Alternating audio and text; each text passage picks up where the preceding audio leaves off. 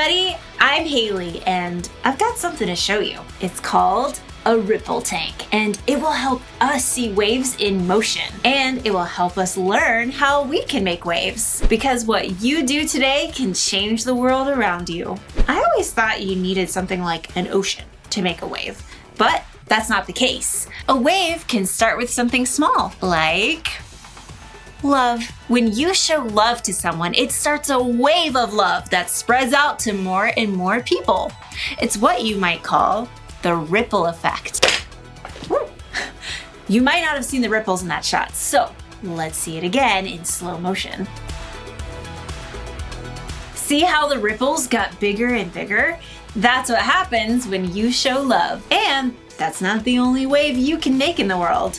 You can make waves of peace. Waves of joy. Woo. Waves of patience. Oh, sorry. No, come on. I am so sorry. Lost my temper a little there. Well, maybe more than a little. Guess I didn't make a wave of patience, huh? The good news is our story today is all about patience.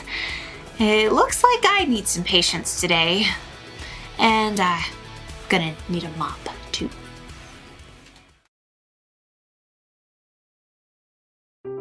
The Bible. It's 66 books of history, stories, letters, and poetry that fit together to form God's one big story. The epic adventure of how He created us and loves us so much that He made a way to rescue us. As we travel through the Bible, from Genesis to Revelation, we discover people who met God and found their lives changed forever. Now, for an amazing story, inspired by the book of Proverbs, chapter 15, verse 18. King Solomon, one of the wisest men to ever live, collected many wise sayings in the book of Proverbs. Chapter 15, verse 8 tells us, "A person with a bad temper stirs up conflict, but a person who is patient calms things down." Let's see how this truth might play out in our lives today. Izzy stared at her mom in disbelief. But theater camp is the best week all summer. I feel totally fine. Dad tested positive. He's okay, but he's got to quarantine, and I think the rest of us better stay home this week too. This is so not fair. Just like that, Izzy went from a whole week of fun with her friends at theater camp to watching her younger brothers at home while her mom worked. Can't they just go over to Aunt Rena's? That was the plan, but we don't want anyone else to get sick. We're not sick. It's just a week, sweetie. We'll do something fun later in the summer to make up for it. The next morning, Mom rushed through the kitchen. I've got to be on a Zoom call in 5 minutes. Jack, Ben, you listen to Izzy, okay? She's only 2 years older than me. She's in charge. I'm gonna play Mind Build. No screens until after lunch. Get outside this morning. Outside? Or read. Do something creative. I was supposed to be practicing Hamilton songs. Mom headed upstairs, leaving Izzy with her brothers. Okay, guys. Pick something for breakfast. French toast. Great. Get the eggs, Jack. Get the eggs, Jack. Jack! I'll get them. Bread, vanilla. Don't you need a recipe or something? It's in my head. I'm not eating something you just made up in your head. I'm not. Everyone loves my... Izzy turned to see Ben reaching up for eggs on the top fridge shelf. Careful!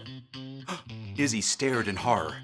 15 eggs had exploded all over the kitchen floor. Izzy exploded too. Ben, you're such a klutz. I'm sorry. Don't yell at him. Yeah, well, if you'd gotten the eggs like I said, he wouldn't have dropped them. I'm eating cereal. Izzy grabbed a roll of paper towels and shoved them at Jack. Not till after you clean up those eggs. No fair. Yeah, well, life's not fair. Izzy slammed the fridge door shut, which made 2 cereal boxes on the top of the fridge tip over and land in the egg mess. You can clean up your own mess. Jack stalked out, slamming the kitchen door behind him. I'm hungry. Izzy grabbed an egg-covered box of cereal out of the mess. Here. Need milk. I can't get the milk till I clean up your stupid mess. I said I was sorry. You're being mean. Ben sulked his way out the other side of the kitchen. Sighing, Izzy tore a handful of paper towels out and started to clean up the egg mess. Mom peered inside the door, earbuds in. I'm on mute. What is going on? Jack was being a pain and Ben dropped the eggs and I just lost it. Mom sighed.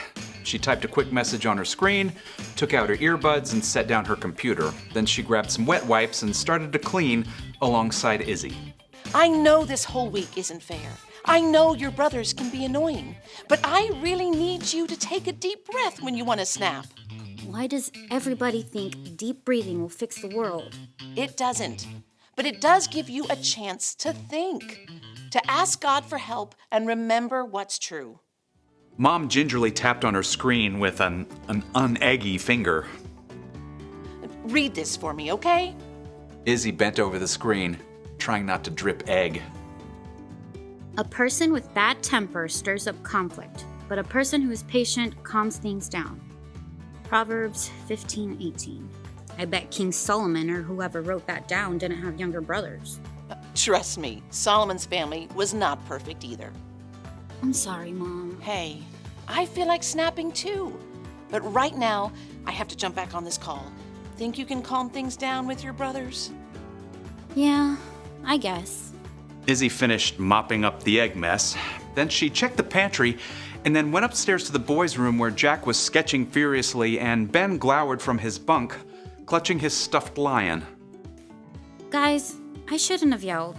I'm sorry, but I did find this new box of sugar bombs way in the back of the pantry. Oh, yeah!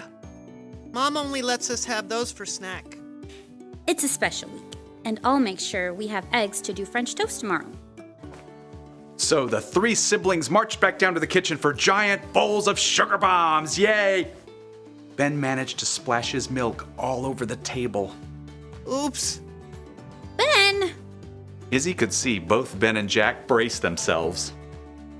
She took a deep breath. It's fine. I'll help you clean up. And after breakfast, we can get out the slip and slide. Yes! You're going in the mud. Nope, it wasn't the way Izzy thought she would be spending her week, but if she could keep her temper, maybe she would have fun after all.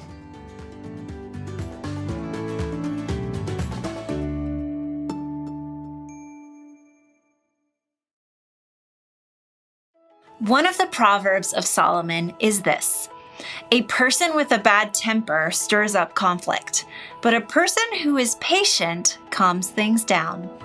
So, what kind of things make you impatient? Do you get angry at other people when they don't act the way you think they should? Or when they get in your space or mess with your stuff? Do you get angry when things happen beyond your control, like accidents or sicknesses or bad weather? Maybe you get angry at yourself when you mess up. There are a lot of things that can make us impatient. We want to make waves, right?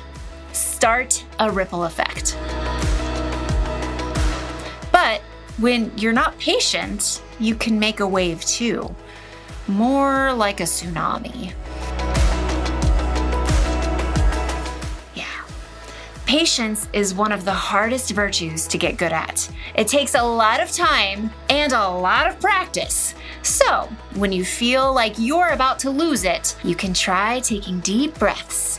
Or you can count to 10 or 20 or however long it takes. Or you can talk to God. When you put your trust in Jesus, the Holy Spirit can help you show patience. When you learn patience, you can go from someone who makes a mess to someone who calms things down.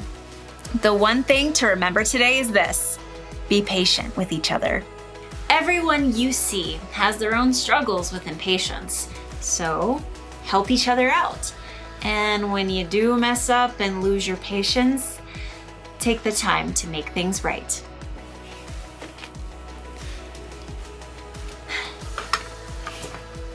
I'll see you next time.